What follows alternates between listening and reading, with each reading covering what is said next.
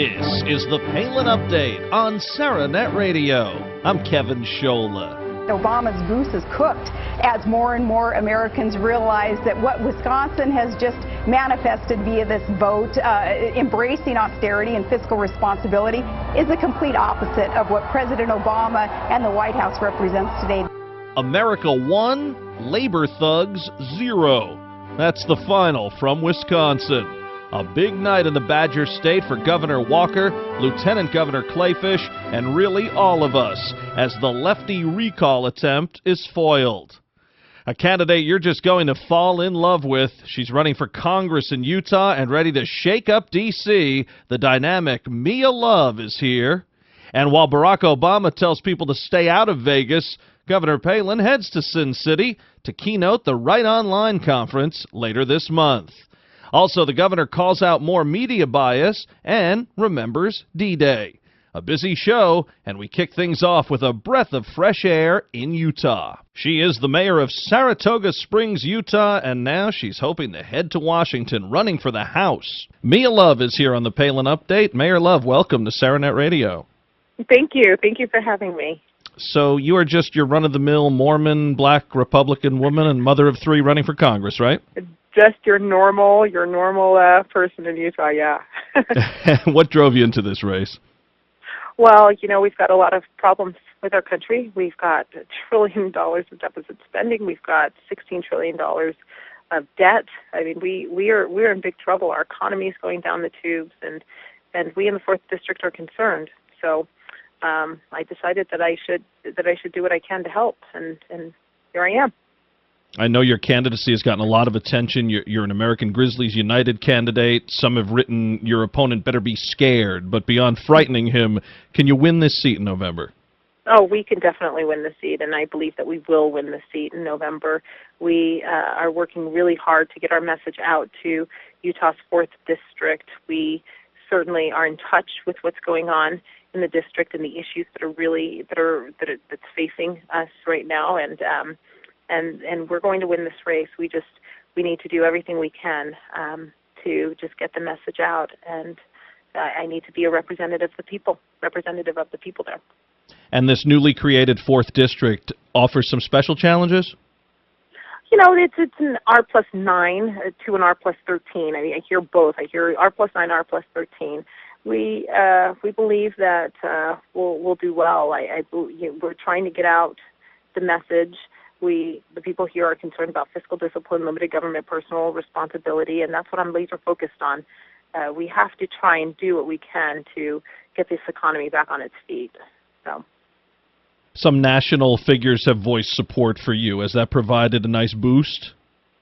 Well, it always helps. It always helps to get people that support you that say, yes, we absolutely need her help to get the job done. Again, the things that we're focused on is the economy, energy independence, and all of the things that's going to boost what we believe is important here in the 4th District and in our country, and that's preserving the American dream. Now, you know, Mayor, the Palin comparisons have poured in, too. Not only are you both avid runners, but mayors, moms, conservatives. I've even heard some go as far as saying, assuming you win this thing in November, a little Palin love 2016. But as far as the generic comparisons, how does that hit you, being compared with Governor Palin? Well, it's interesting because we are both mothers. We work where the rubber meets the road. And that's where we really need to focus. We have some issues, and we need to start letting the American people know that the hope and the dream that we're looking for, the hope and the change that we're looking for, lies in people, not in federal government. The thing that drives me more than anything is the fact that my children will inherit this debt. My children have all of these. They have all of these dreams. We have to do everything we can to preserve the opportunities for them to reach those dreams. And right now, it's looking grim.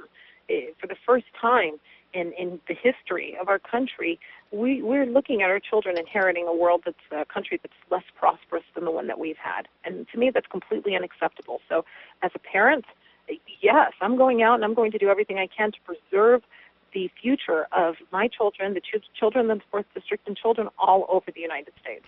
I love hearing that answer, and we've heard that with people not necessarily running for office, but of all different walks of life. I know that a lot of decisions Governor Palin makes are based on her kids. I tell you what, I do this show and back Governor Palin the way I do because of my children and wanting to have the best people in leadership positions for the future. We've had people like Kirk Cameron on here and other folks who have mentioned the things that they're doing, talking about just even learning about America, let alone leaving a better America for their children, and looking toward the future, and that's a great way to look at things. And you're already a trailblazer like Palin. She was the first GOP woman on a national ticket. You're the first black woman mayor in Utah. That's good stuff. Well, it's it's certainly, we're not focused on the race or the gender issue. We're doing everything that we possibly can to just get the message out and make sure that we put policies in place that will create an upward movement in the economy. But I'm just doing what I can to bring real hope and real change, the change that people are looking for, and that is the ability to go out and work and keep a little bit of what you've earned, the ability to have some say in education and in educating your children, the ability to bring down the prices of gas and go and to and from wherever you want to go. I mean, those are the things that we're really focused on, and I believe that we can do it. I believe that we here in the United States, there's still a narrow window to make sure that we're not going to let this country go down the tubes. And we may not focus on it, Mayor, but it drives the left nuts when we have a strong woman candidate, a strong minority candidate. It makes them crazy. They want to say, listen, you're not allowed to be out of that Democrat Party. Well, what we want to do is we want to get people to come along with us. That's what is really important. All of the people that have said, I need federal government to do this for me. I need federal government to provide for my family. I need federal government to educate my kids. I need federal government. We need to break those shackles. We need to make sure that we say, you know what, hard work, education, thrift will take you far beyond what any government program can ever promise. And that's the example I want to lead out there. Now, you have the backing of SBA list, so obviously a strong pro-lifer. Yes, I am. I believe I am a pro-lifer. Yes. And this is an issue that comes up in your race?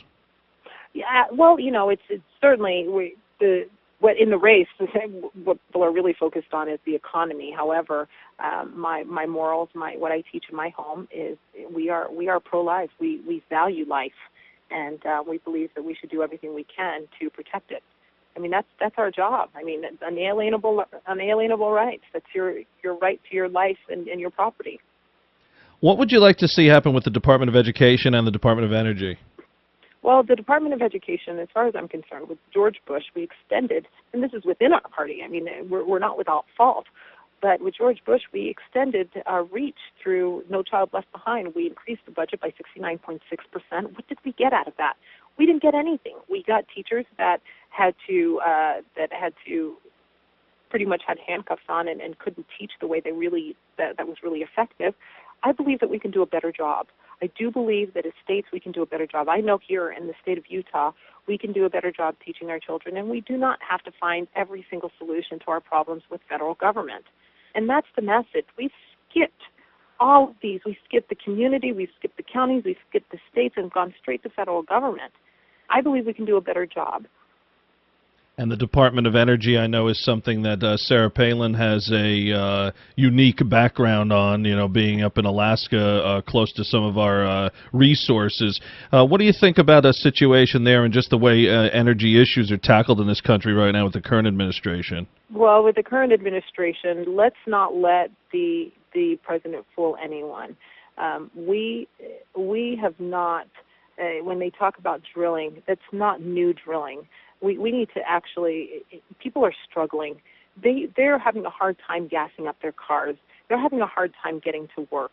23 million Americans are either unemployed, underemployed, or just stopped looking for work. We've got some issues here, and we need to allow the XL pipeline to go through. We need to be able to open up land so we can drill. Now, I'm not saying to to not explore wind and solar. I believe that we need to explore everything, but I believe that the private sector can do a good job doing it. And if we allow the private sector to go in and explore and be able to drill on some of these lands, then I believe that we would do a better job. We'd be more competitive on the global market.